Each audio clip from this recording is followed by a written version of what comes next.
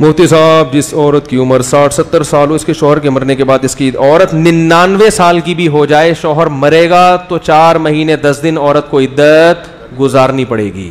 سمجھ رہے ہو, اس کا جوانی یا بڑھاپے سے تعلق نہیں ہے. کالا کپڑا اسلام میں پسندیدہ نہیں, تو اللہ تعالیٰ نے کعبۃ اللہ پر غلاف, اسلام میں ایسا نہیں کہ کالا کپڑا پسندیدہ نہیں ہے, جائز ہے, سفید کی ترغیب ہے.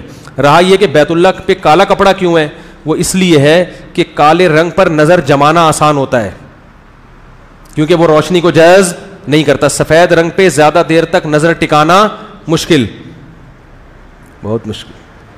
تو بیت اللہ کو دیکھنا بھی عبادت ہے, تو اس لیے وہاں کسی نے بھی یہ رواج شروع کیا تو وہ بڑی سوچ سمجھ کے اس کو کالا غلاف پہنایا گیا, تاکہ اس پر آپ گھنٹوں گھنٹوں نظر ٹکا سکیں. ہمارے شیخ حضرت مفتی رشید احمد صاحب رحمہ اللہ تعالیٰ جب جایا کرتے تھے, ہر سال حج پہ, ہر سال عمرے پہ جاتے تھے, تو وہ گھنٹوں گھنٹوں بیت اللہ کو صرف محبت سے دیکھتے تھے. ابھی میں نے بیان کیا نا, ہر سال حج پہ جا رہے ہیں, اس سے بہتر ہے کسی بیوہ کو کی مدد کر دیں.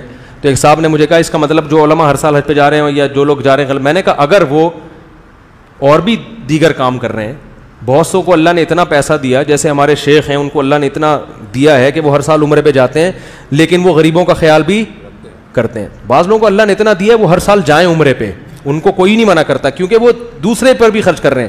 بعض لوگوں کو اللہ نے اتنا دیا نہیں ہے, تو پھر جہاں زیادہ ضرورت ہے وہاں خرچ کرنا. اگر آپ کے پڑوس میں کوئی بھوکا مر رہا ہے تو پھر عمرہ کرنے سے بہتر ہے اس بھوکے کو کھانا کھلائے. لیکن اللہ نے اتنا دیا ہے کہ آپ اس کو کھانا بھی کھلا سکتے ہو, عمرہ بھی کر سکتے ہو, پھر ہر سال عمرہ کریں. بھائی اچھی ہے, اللہ نے آپ کو بیت اللہ کی زیارت کی. تو بہت سے اہل اللہ ایسے ہیں جو ہر سال حج کرتے ہیں, عمرہ کرتے ہیں, لیکن وہ غریبوں کا خیال بھی کرتے ہیں, اور اللہ ان کو نوازتا ہے, پھر وہ دیتا بھی اللہ ان کو.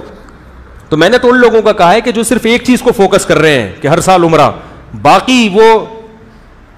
باقی معاشرے کی ضرورت کو انہوں نے بالکل نظر انداز کیا ہوا ہے. ان لوگوں پہ میں نے رد کیا ہے کہ ایسا ہر سال عمرہ ہر سال حج, یہ شاید اللہ کی نظر میں پسندیدہ نہ ہو. اللہ کہے گا کہ اس سے بھی بڑے بڑے احکامات تھے جن کی طرف تمہیں توجہ دینی چاہیے تھی. نبی نے کیا فرمایا, وہ شخص جس کا پڑوسی بھوکا ہو اور خود پیٹ بھر کے سوتا ہے, آپ نے فرمایا وہ مومن نہیں ہے. تو اس کا بھی خیال رکھنا پڑے گا آپ بھائی.